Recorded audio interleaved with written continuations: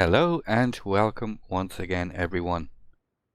Today's video features the brand new Tier 9 German heavy cruiser Aegir.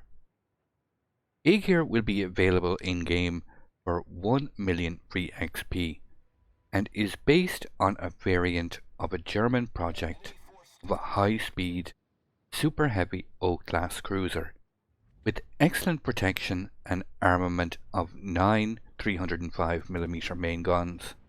I must confess I've had a lot of fun playing the Aegir during testing in recent weeks, and now that Aegir is finally in her finished state, she is ready for final review. Quick side note on a strange coincidence here. Having covered the Tier 9 Russian cruiser Riga in my previous video, the Aegir is simply the Riga spelled backwards. So back-to-back videos featuring ships with their names reversed. I don't see this happening again anytime soon. But enough of that. A lot of you might be thinking, oh wow, 1 million free XP. It's far more than I've ever had, or it will take me ages to accumulate that much. Well, have no fear. Leave your in-game name and the server you play on in the comment section below, while making sure to be subscribed to the channel, and I'll draw one lucky winner from the valid entries in the next few weeks, who will see the Aegir appear in his port soon afterwards. I've been so fortunate, thanks to Wargaming, to be able to give away a number of really great ships in the last few weeks, and the Aegir is no exception. Aegir is simply stated a very powerful heavy cruiser. So let's start the ball rolling with the complete ship build I'm using in this video. I've played around and experimented with a few different builds so far, and finally settled on the captain build you see here on screen, including the ship modifications. While taking a closer look at the Aegir stats, I can try and give you a better understanding of her strengths and weaknesses, and why I've chosen this particular build, and why it's worked so well for me so far. Just remember, this is a recommended build. It's not just a do as I do video.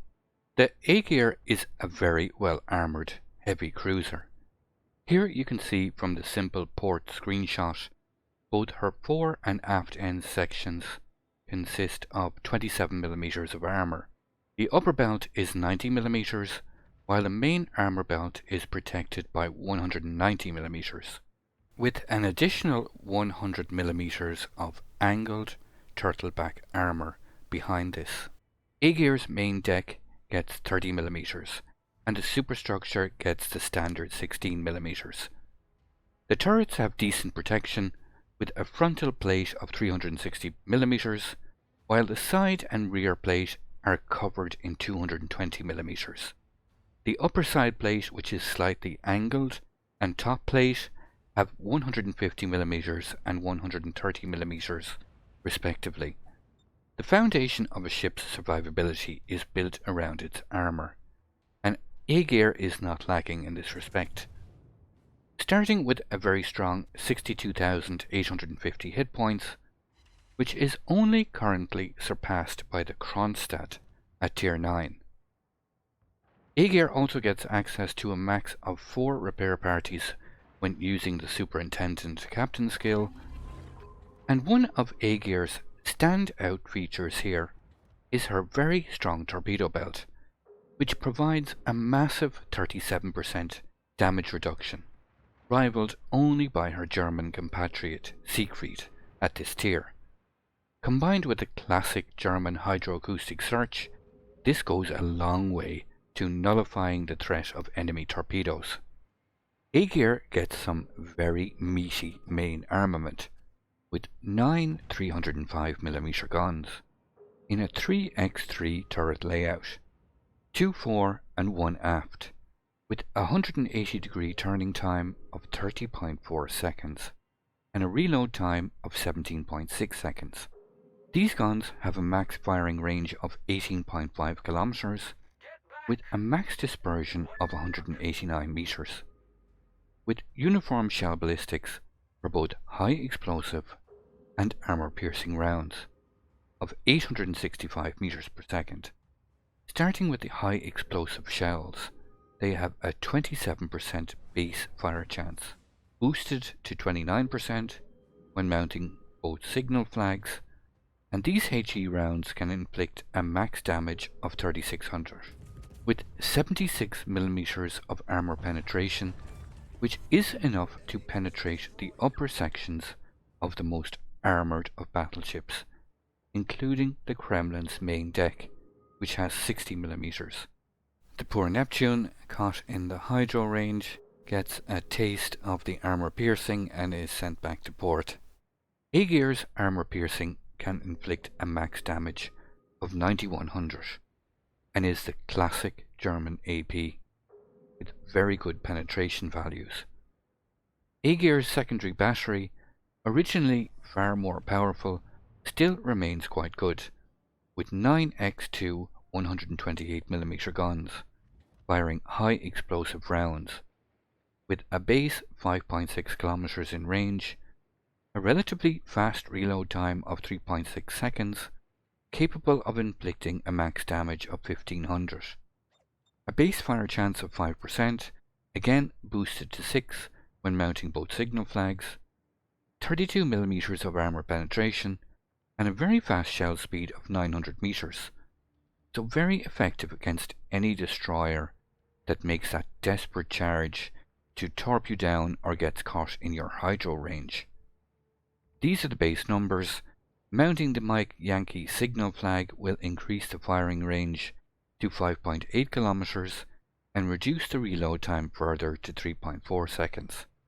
This hydro is capable of detecting ships at 6 kilometers and torpedoes at 4 kilometers. If you have any questions about this build, drop it down in the comments section below, or come on over to Twitch, where I stream live a couple of times a week. You can see the link here on screen, and you can also find it in the video description below, along with a link to my Discord channel, and also at the end of the video. Check out the streaming schedule and make sure to follow the channel so you get notified when the streams are going live. FYI, I also have some giveaways on my Discord and Twitch channels for my loyal supporters, so make sure to check them out. My original plan was to use the island as cover and torp rush the Musashi, but he's been kind enough to show me his broadside, a couple of citadels with that first volley, aiming for that sweet spot right under the front turrets. Another double citadel hit. Now I'm faced with the additional threat of the Riga on my port side, keeping my secondaries on the Musashi as he tries to kite away, trying to turn my guns on that Riga. He is slightly angled, but these 305mm guns have very good penetration. Another citadel on the Riga, a double in fact, taking him down to quite low HP. The Musashi goes down, but so does my friendly Alaska. I had hoped to use my HP to take the focus off him and help break the line. I didn't get the chance to show off the torps this time, but they are quite effective. Even the simple threat of them can be enough to force opponents into a mistake. Aegir comes with 2x4 torpedo tubes, one on each side, and have both a fast turning time with very good firing angles, with a max firing range of 6 kilometers and 65 knots of speed. These torpedoes are capable of inflicting a max damage of 13,700. They have a detection range of 1.3 kilometers and a reload time of 90 seconds. This game is very finely balanced right now, so my priority is to take this capture point, using this island as cover to prevent any potential resets. I can never stress enough the power of playing the objectives in this game. Right now the enemy controls 3 of the 4 capture points, so the simple act of capping this area stops the points ticking dramatically in their favour. It can mean far more than just winning and losing games. Just think how many times you've been in the middle of a great fight and the game just simply ends because one team has a big cap lead and no one has done anything to address it. I'm really enjoying the Tier 9 experience in game right now, with a lot of all Tier 9 ships in games, which leads to a lot of matches with no carriers like this. With the absence of increased plane spotting, it allows powerful cruisers like Aegir to maneuver and get into position for stealth attacks, and it is generally all round a real boon for cruiser gameplay. When faced up against carriers, however, Aegir is able to defend itself quite well. Aegir gets a strong AA defense rating of 87, with 46 guns in total, ranging from 20mm to 128mm, with a max firing range of 6 km. This AA inflicts an average continuous damage of 369 per second, with 6 flak explosions per salvo, capable of a max damage of 1540. Aegir, however, has no option to mount defensive AA or fighters, so your only option of reinforcing this will be mounting the November Echo signal flag, which will add 5% to these base numbers. There is quite a bit of a slugfest going on here in the centre of the map. Sashi and the Friedrich de Grosse have both gone down. The Riga is in the capture point and he has me radared. Once again, the enemy controls 3 of the capture points, so I'm going to be forced to go in and take on this Riga. We've lost St. Louis on the far side of the map, and this enemy destroyer is having a huge impact on this game. The Riga has... I'm actually spotted by the ruined spotter plane there momentarily. Rune is broadside, he does get deleted by the Soyuz, but in the same breath we lose our Musashi. This game is still on a knife's edge. I have Hydro running, not because I'm scared of torpedoes. I want to keep vision on this enemy Riga in case he pushes. The Riga doesn't have torpedoes, he is attempting to flee.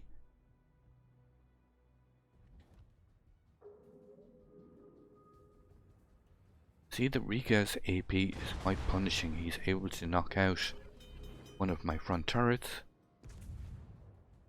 I aim just a little bit too low. Just one ricochet. He's still able to pen me despite being well angled. He is fleeing around the corner. He's just at the edge of my hydro range, so I can't detect him. He is continuing to run away. With the state of the match like this, over 300 points behind, I'm going to be forced to give chase to this Riga and attempt to take him out.